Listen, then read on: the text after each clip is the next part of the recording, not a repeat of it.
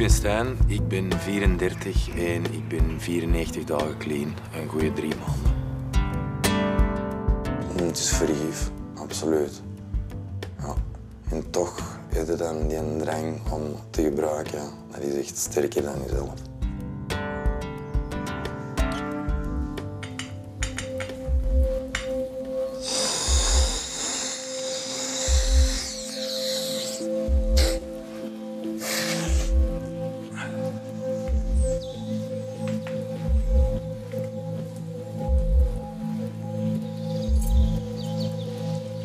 Dat was hem.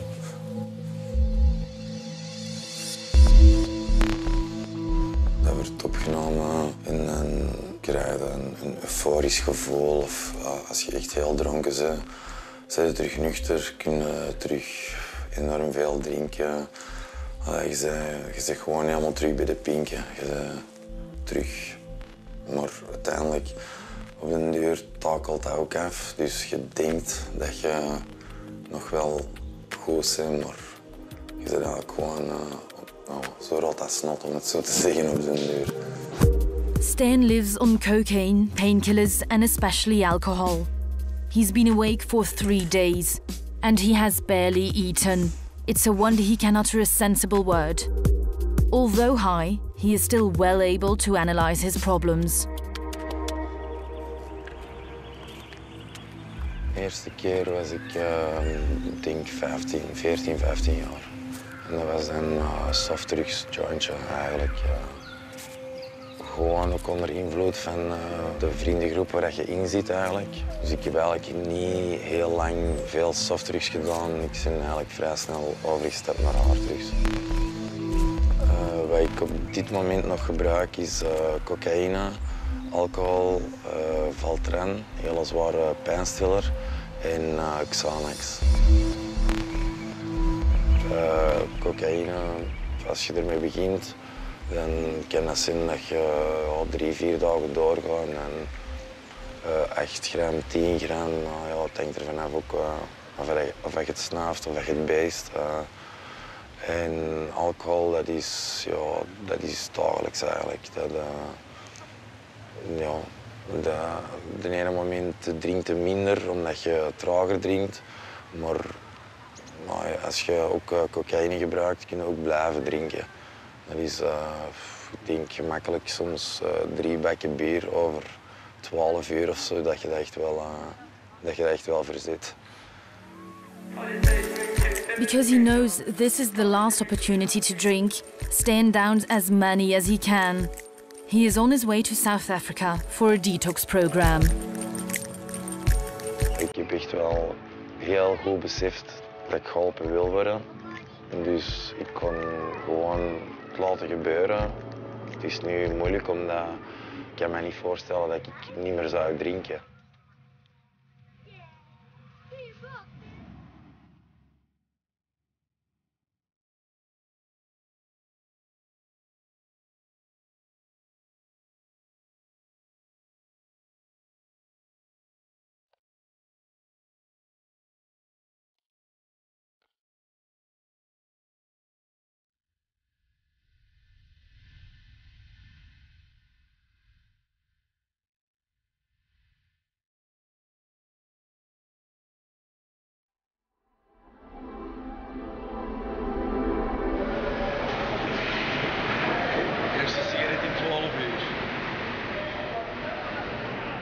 Ik denk dat ik al zeker een huis heb weggesmeten eigenlijk. Om drugs en drank en veel geld, heel veel geld. Ik heb 3 keer een overdosis gehad. De eerste 2 keer was niet zo erg, maar de laatste keer dan ben ik echt wel door het oog van de naald gekropen.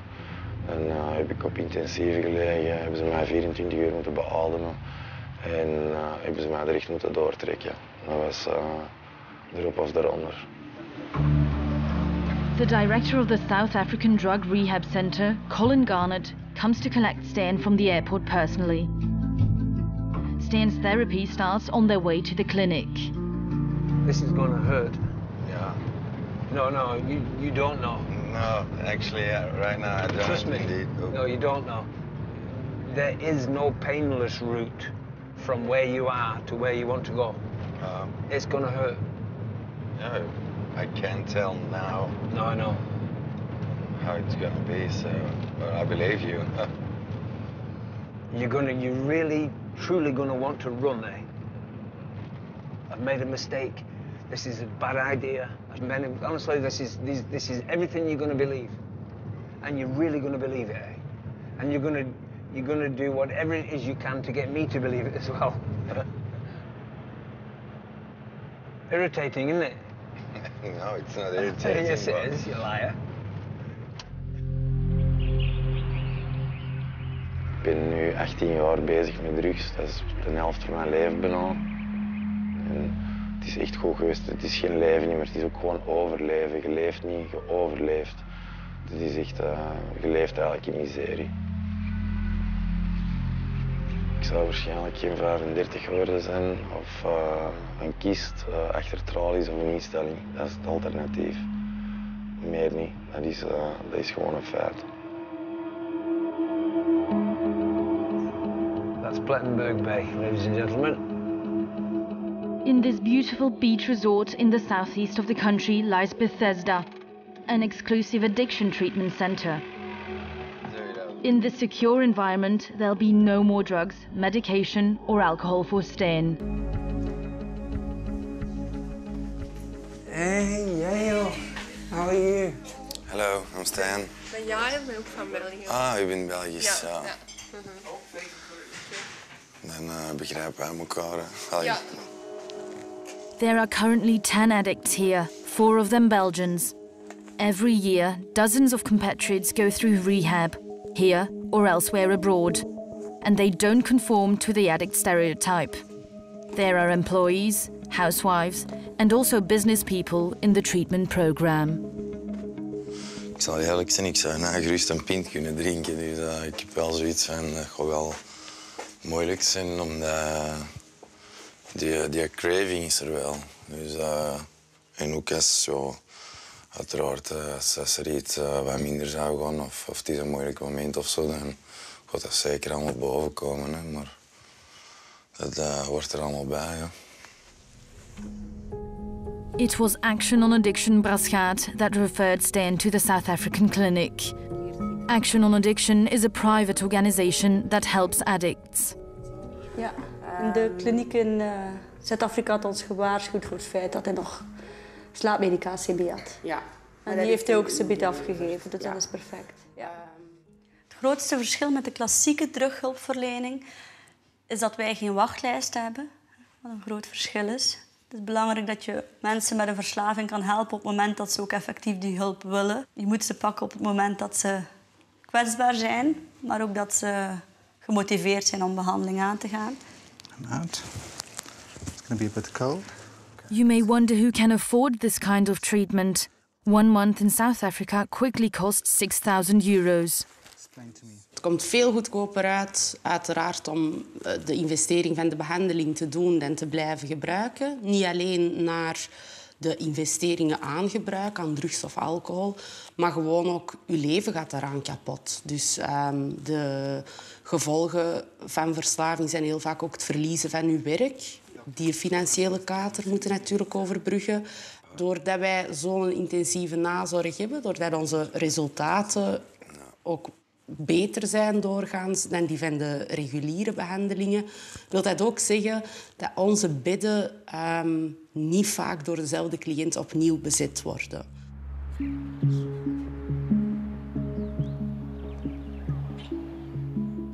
Stan is starting day 1 of the 12-step program, a method also used by Alcoholics Anonymous. All over the world, recovering addicts help each other to stay clean. Anyone want some juice? Koffie, thanks. Hoe ver kijk je eigenlijk? Totdat mijn potje yoghurt leeg is eigenlijk, maar voorlopig. Dus nee, ik weet het niet. Ik moet nog alles gewoon worden. We weten hoe alles marcheert. Maar in het begin gaan ze niet te veel van zo wat sparen. Maar dan gaat dat wel zien, interpersoneel vind ik persoonlijk het hardste. Dan gaan ze het hardste door op gevoelens en dan zit in groep. En... Dus de onderscheid te kennen allemaal. Ja, ja. This is the valley of addiction. It starts with a lie. I'm not going to become addicted. It's not going to happen to me, but it did. I won't end up in rehab, but you did. I won't become an alcoholic, but you did. I'm not an addict, but you turned out you were, you are, you became. Okay? Colin explains the aim of the 12-step approach: to change the distorted mindset and behavior of addiction step by step into healthy thought and behavioral patterns. That way, Sten's own self-understanding will eventually help him to clamber out of the valley of addiction, with Colin mentally spurring him on. The influence I want to bring into your life now is going to be stronger than heroin, and it's going to last twice as long. Okay? It's about, I'm an interventionist, okay? Because there's going to be devastation. It's going to kill you. There's no doubt about that. That's a promise. It's not a threat. That is a guarantee. It will kill you. Something has to change. Okay, welcome. Thank you.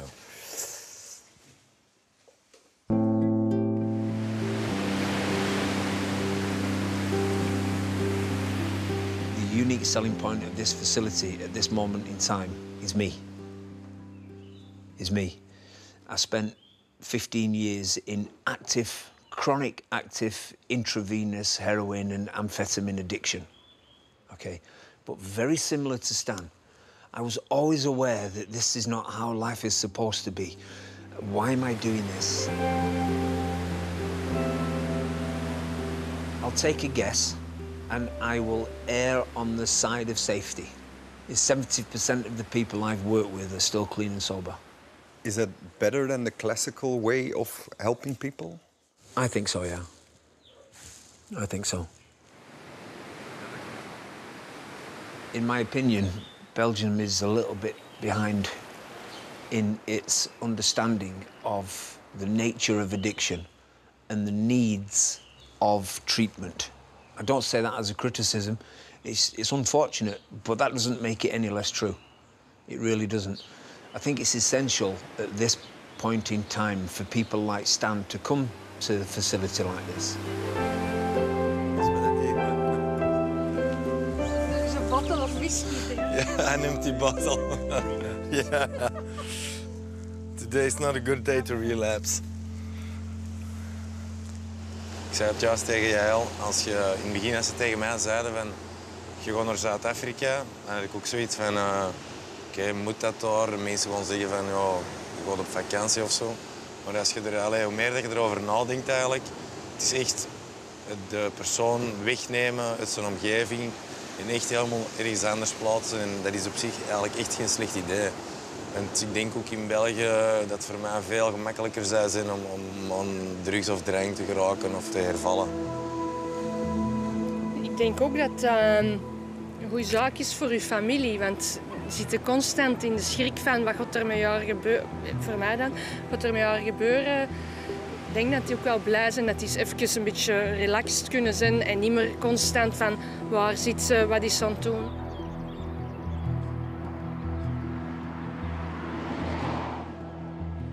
After several days of confrontational one-to-one conversations with Colin, Sten gains new insights into the cause of his drug abuse.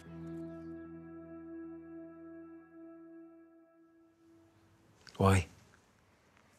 Why do I do that? I don't even remember. Because it's... Take a guess.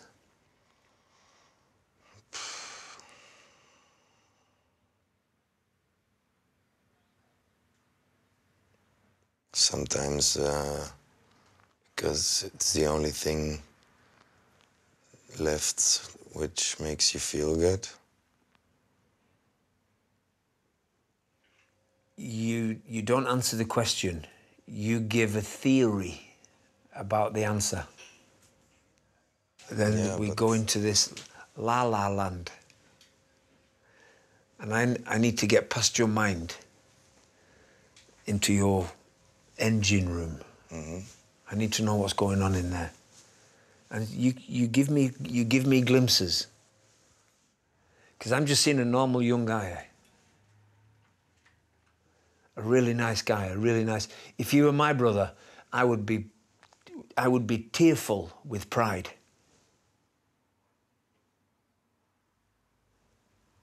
Well... If you were my son, I would probably cry myself to sleep tonight with gratitude and hope. I don't know what to say to that. Don't you say anything, eh? How does it feel?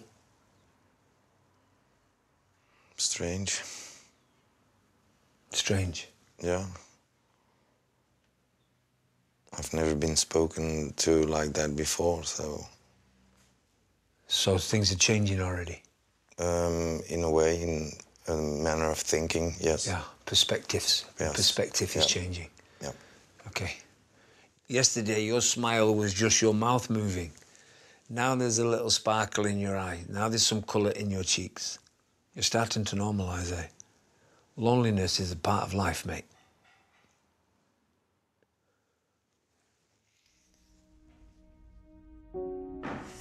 Welcome to the group.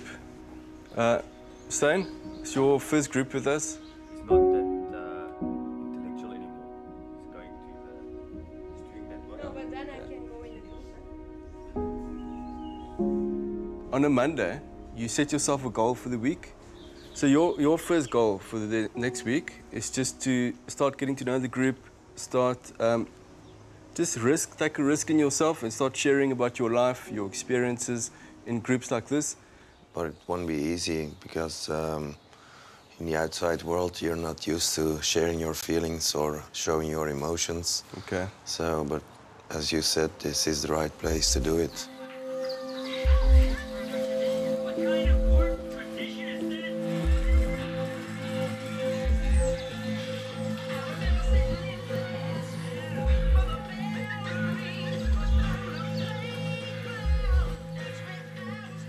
Hoe voelen we ons? Fysiek, pak beter. Kan niet echt veel slechter natuurlijk als je hier aankomt. Een paar kilo bijgekomen, like waarschijnlijk iedereen. En je merkt dat ook wel direct als die rommel uit je lijf is, dat je veel beter gaat voelen. Stan is exhausted from lack of sleep, but he still tries to do as much sport as possible. He can do that because his withdrawal symptoms aren't too severe. He hasn't had to go through days of cold turkey, as he would have done coming off heroin. Dat is ook een manier dat je lichaam nog wel onderhoudt. Dat is heel belangrijk, jawel. Maar dat was ook heel verwaarloosd. En geeft ook altijd een goed gevoel als je gesport hebt. Dat je anders zo ook 10 drug gebruikt of zo.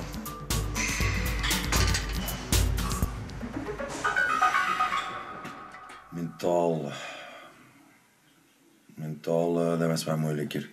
Ik heb hier misschien een munt. En toch even serieus met wat vraagtekens rondgelopen. Na 6 weken had ik echt zoiets van, ik zit hier kotsbeu en wat doe ik hier eigenlijk? En dan ben ik op het strand in een van die bergjes binnengestapt. En dan heb ik er eigenlijk heel belachelijk 3 pinten gedronken. Ik was er zelfs niet zat van of niks. Maar ja, het is natuurlijk het is een relapse. En dat was eigenlijk het moment dat het bij mij gekrokt is. Dat ik zoiets had van, hoe zit ik hier na een ozelaar? En vanaf dan ben ik beginnen opbouwen, want dat is echt nodig. Nou, we wisten denk ik al een beetje dat het ging gebeuren. Het was op het eind van die eerste fase waarin hij zich nog helemaal aan het verzetten was. Tegen zichzelf blootgeven en laten zien wat er van binnen echt in hem omging. Hij was nog heel erg de stoere macho Stijn aan het spelen. Dat masker moest er een keer afvallen. En dat gebeurt vaker, dat het wel even met een korte relapse gaat. In dat opzicht eigenlijk een geschenk op dat moment. Want toen is ook alles omgedraaid. Inderdaad, toen is ook zijn motivatie om effectief te gaan veranderen begonnen. Het is vandaag zondag, de 11e januari. De dag dat ik normaal naar huis zou gaan. Ik heb beslist om nog een maand te blijven. Dat is waarschijnlijk het beste voor mij. Yeah, I think he's going to make it. I think he's going to be all right. It may not be that he gets it first time. I think he has the potential to not turn back now, to go forward now. But we all make mistakes. Everybody makes mistakes, and he has to be allowed to possibly make one or two mistakes.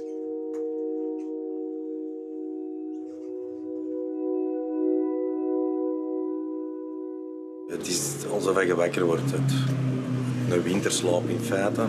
Het besef van alles wat je veroorzaakt hebt, ook in de impact die dat je het gehad op mensen in hun leven. En ook om er constructief mee verder te gaan. Want als ik hier buiten ga, heb ik echt nog wel een lange weg te gaan, maar ik mag ergens ook gewoon blij zijn dat ik die mogelijkheid nog heb. De goede mensen bij wie ik het verkorven heb om dat goed te maken. Toen ik hier binnenkwam was het echt egocentrisch, arrogant. Denken dat je het weet, volledig in de isolatie van de verslaving zitten en het niet zien, hè, waarom dat je verkeerd bezig bent, waarom je slecht bezig bent. En dat inzicht wordt hier volledig uit de doeken gedaan. Alles van het moment dat je het idee krijgt tot het moment dat je eigenlijk je pint vastpakt, bij wijze van spreken, wat dat daar verloopt, hoe dat begint, waarom. En dat is uniek. En als je dat zo kunt bekijken, dan zijn die in staat om dat te counteren, om daar iets aan te doen. En dat kun je niet meer gewoon wat valiums binnen te slagen en een paar weken op een ziekenbed te liggen. Hij haalt niks uit. Ik heb hier mijn leven teruggekregen. Ja.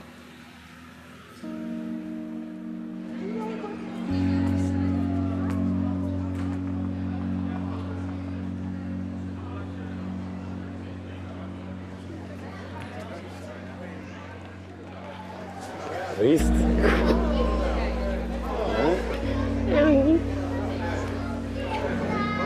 Je ziet er heel goed uit.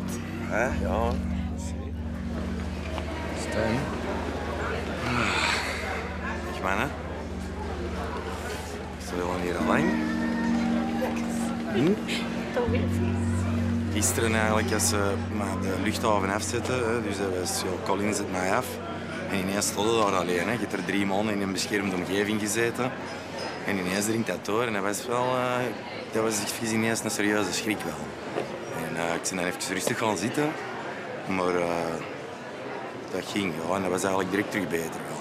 Maar ineens besefte hij wel echt van oké, ik sta hier buiten. Ik moet het zelf doen. Hoe was die periode voor jou? Want 3 maanden is uiteindelijk toch wel lang. Hè? Ja, aanvankelijk heel rustig. Je komt terug tot rust. Maar nu werd dat weer wat spannend. Hè. Maar altijd maar hoopvol. Ik heb er vertrouwen in. Toch ook wel meer, hè?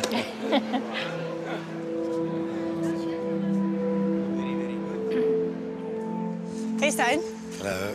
How are you? Nice to meet you. Fine, thank you. Yourself? Good, thank you. You want to come in? Yes, thank you. We'll talk inside. It's a little warmer. Back in Belgium, Stijn moves into Action on Addiction's sober living house. Here in Braschaat, he'll spend a month preparing his return to real life. Pee in this cup? Oh, okay, cool. I'll show you where the bathroom is. Psychologist Carmen checks that Stijn has come back drug and alcohol-free. Just enough. Perfect.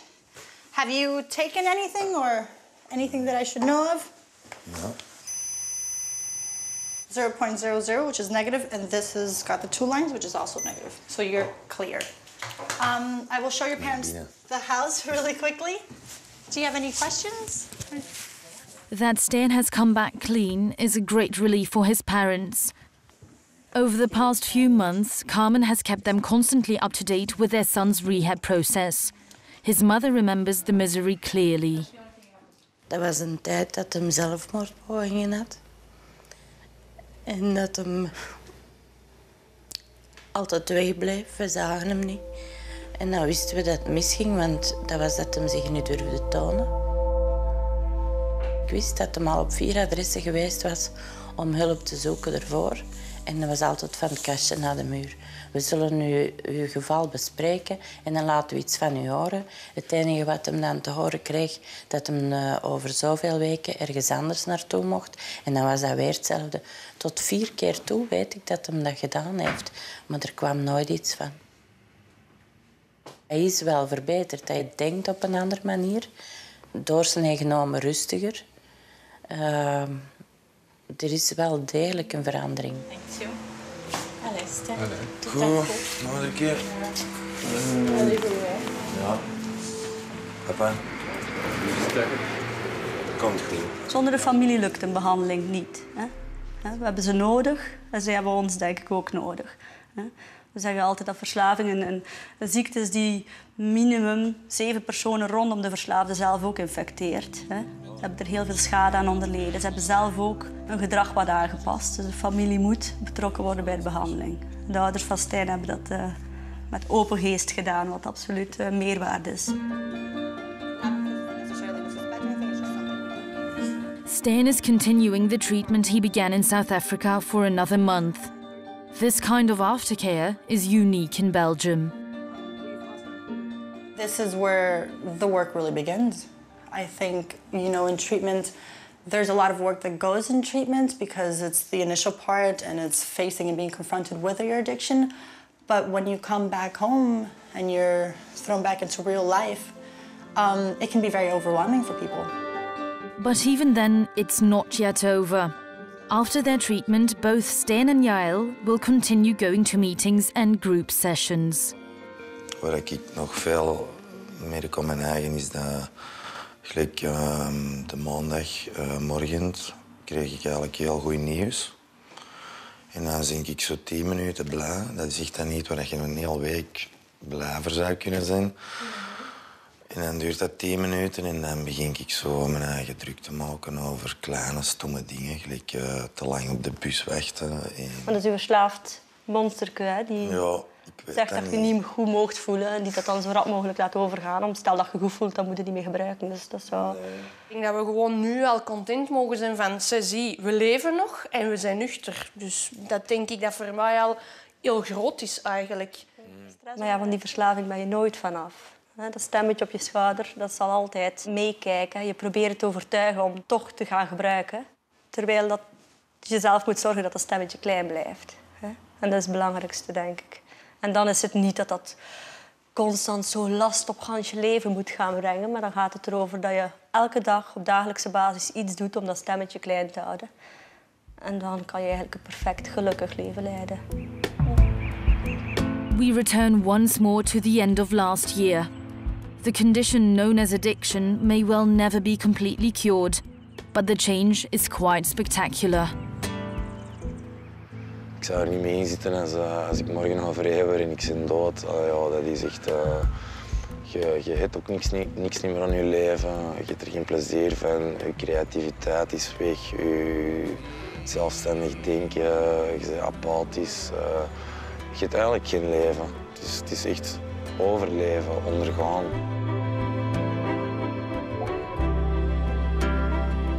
Nu, dat is ja, gelijk een kleine die dat terug in de wereld kruipt. Echt elke dag ervaart iets, voelt iets, emoties, interactie met mensen, de wereld rondom je. Je hebt aandacht voor kleine dingen, voor de schoonheden van alles. Je hebt terug hoop, je hebt terug zin in het leven. Maar een rustig leven, want hetgeen dat ik heb gehad is echt genoeg geweest voor een paar levens.